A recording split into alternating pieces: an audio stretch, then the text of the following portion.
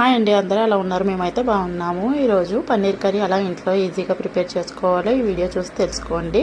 పన్నీర్ ముక్కల్ని క్యూబ్స్లా కట్ చేసుకొని గీలో ఆయిల్లో వేయించుకోండి. తర్వాత కాజు కూడా వేయించుకొని పక్కన పెట్టుకోండి.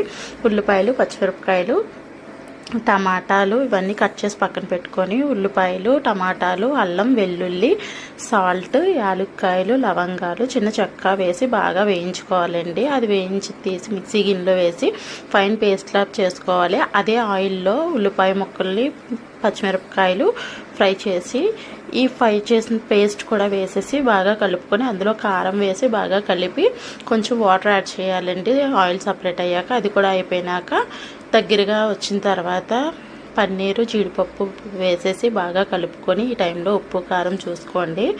అన్నీ వేసుకొని దగ్గరగా అయినాక గ్రేవీలా సెమీ గ్రేవీలా దించేసుకోండి. చాలా టేస్టీగా ఉండే పన్నీర్ కర్రీ అయితే రెడీ అయిపోయింది.